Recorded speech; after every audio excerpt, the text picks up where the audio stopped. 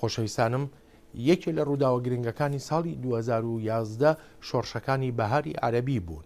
ئەم شۆڕشانە کە بووە مایەی گۆڕانکاری لە سیستمی سیاسی ژمارەیە وڵات لە باکووری ئەفریقا و هەروەها لە ڕۆژهەڵاتی ناوەڕاستیشدا بەردەوامە و ئێستاشی لەگەڵدا بێ ژمارەیە لەو ڕژێمانەی کە وڵاتەکان بەهاری عەرەبی گرتوونیەتەوە لەسەر لێواری گۆڕانکاریەکانن.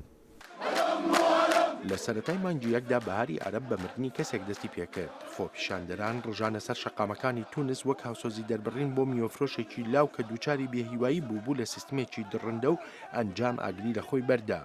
مردنی ئەو لاوە ژیانی بەخشی ئەو بزوتنەوەی بۆ گۆڕینی ڕۆژهەڵاتی ناوەڕاست و باکووری ئافریقا هاتە ئاراوە.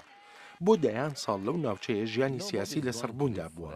کۆمارەکان وەک سیستمی پاشایەتی دەیانویست کوڕەکانیان جێی سەرۆکەکان بگرنەوە. شۆڕش دژی دیکتاتۆریەت گەیشتە ترۆپک و بۆ زۆرێکیش پاشگەزبوونەوە نەبوو. هێبە مڕەیەف لە ڕێکخراوی چاودێری مافەکانی مرۆڤە.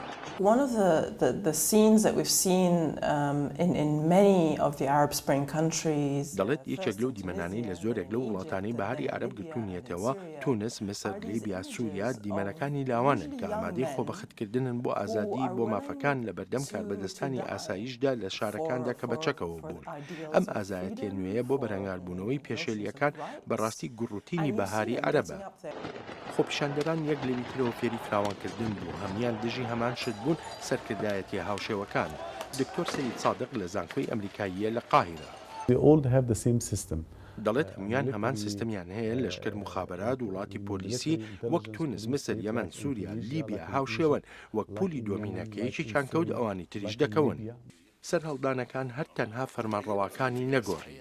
It's brought in this sense of unpredictability. دەڵێ ئەو جۆرە هەستە هەبوو لەسەر ڕۆژهەڵاتی ناوەڕاست کە ناوچەیەکی سەقامگیرە بەوەی فەرمانڕەواکان دەسەڵات بدەنە دەست مناڵەکانیان و ئەوجا کۆمەلگای نێونەتەوەیی دەتوانێت پشت ببەستێ بە دۆستی دیاری کراو لە ناوچەکەدا کە دڵنیایین بۆ سەقامگیری ئەم جۆرە تێگەیشتنە نەما. گۆڕانکاریەکان بەردەوامن لەگەڵ ئەگەر و نەگەری ئەوەی ئایا خۆپیشاندەران ئەو هیوایەت دێن نەدی بۆ حکوومەتەکانی نوێنەرایەتیکردن. هەندێک لایەنە ئیسلامیەکانی تونس و مسر وەک مەترسیەک دەبینن بۆ گواستنەوە ڕووە و دیموکراسی.